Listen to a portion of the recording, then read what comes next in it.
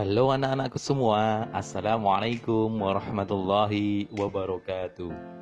Ya, jumpa lagi dengan Mr. Bamban. Nah, gimana kabarnya semuanya? Sehat semua ya? Ya, Alhamdulillah. Nah, kali ini Mr. Bamban mau menyampaikan tentang demam berdarah. Nah, ini salah satu penyakit menular juga. Karena kenapa? Karena ini ditularkan oleh nyamuk Aedes aegypti betina.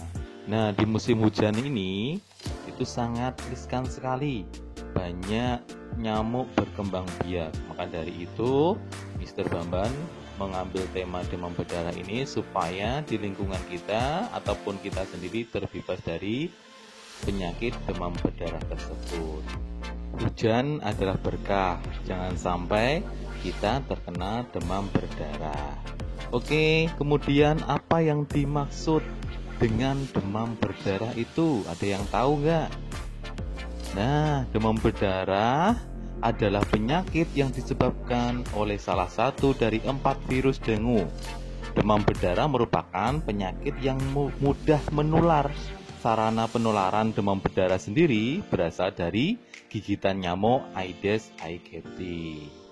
Perutnya bergaris, ya, kemudian berada di kebun, itulah nyamuk Aedes aegypti. Tapi diingat bahwa hanya yang terinfeksi virus dengue saja yang bisa menyebabkan penyakit demam berdarah. Nah, seperti itu prosesnya. Ketika menggigit, dia menyuntikkan virus sehingga membuat kita menjadi sakit. Setelah kita tahu apa itu demam berdarah, maka kita harus tahu juga penyebabnya, ya. Ini ada kaitannya erat. Disebabkan oleh virus dengue yang ditularkan oleh nyamuk Aedes aegypti. Kedua, nyamuk dapat menggigit di pagi hari sampai dengan sore menjelang petang. Penularan terjadi saat nyamuk menggigit dan menghisap darah seseorang yang sudah terinfeksi virus dengue. Ketika nyamuk tersebut menggigit orang lain, maka virus akan tersebar. Hal tersebut terjadi karena nyamuk berperan sebagai medium pembawa virus dengue tersebut. Maka kalau ada nyamuk yang mendekat, kita harus usir. Ya, mengusirnya bisa macam-macam caranya.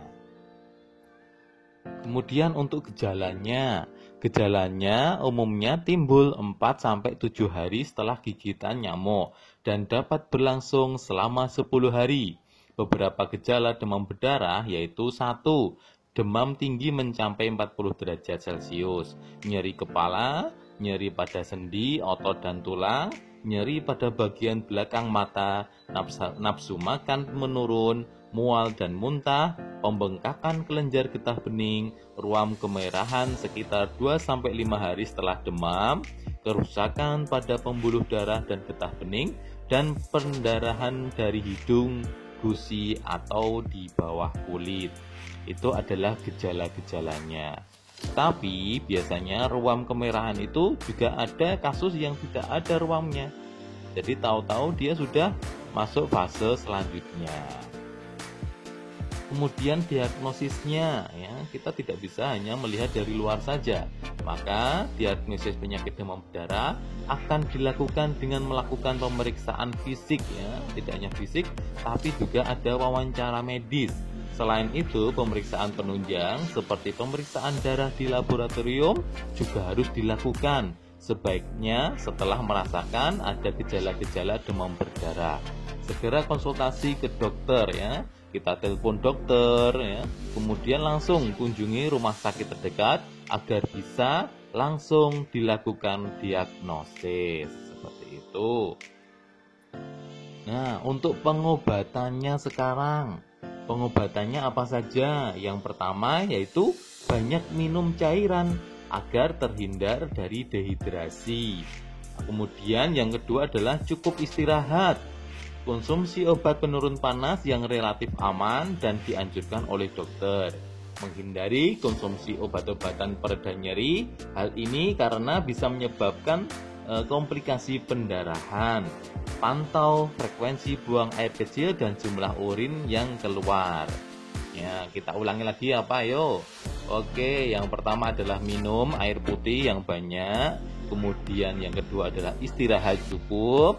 Ketiga yaitu minum obat penurun panas. Kemudian yang keempat yaitu cek ya jumlah urin yang keluar.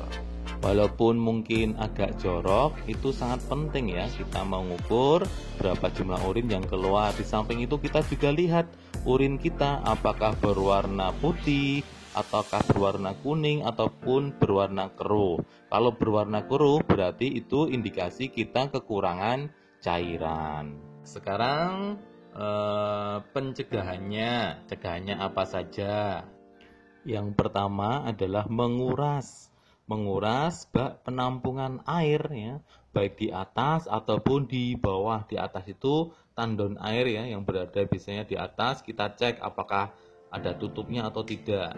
Kemudian yang kedua yaitu menutup rapat penampungan air ya. Karena dengan kita menutup rapat, kita tidak memberikan kesempatan nyamuk untuk masuk ke dalam bak penampungan air tersebut. Untuk yang nomor 3 yaitu mendaur ulang botol-botol ataupun kaleng-kaleng bekas. Jangan sampai kita buang sembarangan, karena di musim penghujan dia bisa kemasukan air sehingga bisa berkembang biak itu nyamuk. Ya, untuk selanjutnya pakai obat nyamuk ya. Bisa dengan spray, bisa dengan oles. Kalau mau tidur, kalau mau bermain gitu bisa menggunakan obat itu, ataupun bisa juga memakai lengan panjang ya, untuk mengurangi gigitan pada tubuh kita. Kemudian kita bisa juga tanam tanaman anti nyamuk, itu banyak sekali bisa browsing di situ. Demikian ya, ingat demam berdarah, ingat 3M plus ya. Menguras, kemudian menutup, dan juga mengubur. Hindari gigitan nyamuk, tidur pakai kelambu ataupun obat nyamuk. Demikian, terima kasih. Semoga bisa bermanfaat. Sehat selalu. Wassalamualaikum warahmatullahi wabarakatuh. Sampai ketemu di lain kesempatan. Dadah semuanya.